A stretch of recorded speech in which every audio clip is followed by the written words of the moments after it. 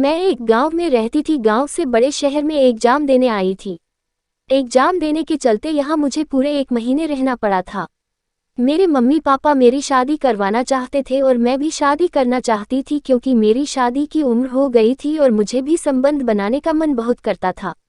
एक दिन की बात है, मेरे एग्जाम खत्म हो चुके थे। मैं अपने घर के लिए रवाना भी। जैसे ही मैं घर पहुंची तो मेरे पापा और मम्मी ने मुझे गले से लगा लिया और मेरा हालचाल पूछा। मैंने भी अपने मम्मी पापा को अपना हालचाल बताओ। पापा ने मेरे लिए लड़का देख लिया था और मेरी शादी उस लड़के से तय कर दी थी। मेरी शादी को 2 सप्ताह बाकी थे। मेरे पापा ने मेरे होने वाले पति का नंबर मुझे दे दिया। मैं अपने पति से दिन रात बातें करने लगी और मेरे होने वाले पति भी मुझे से बातें करते थे। मेरा पति की शादी से बहुत खुश थे और इधर मैं भी खुश थी। पर मैंने अभी तक अपने होने वाले पति को नहीं देखा था। मुझे इतना पता था कि मेरे होने वाले पति बहुत हैंडसम है।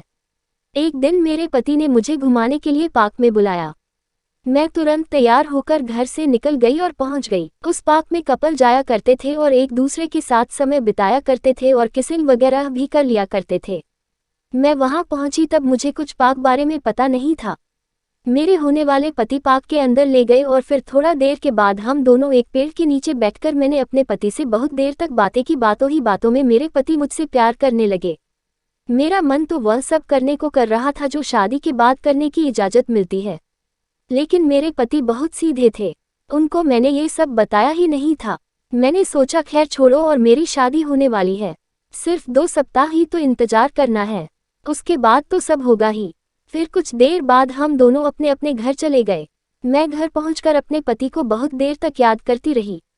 तो दोस्तों, ये कहानी कैसे लगी कमेंट करके जरूर बताइए। चैनल पर नया है तो चैनल को सब्सक्राइब भी कर लीजिएगा।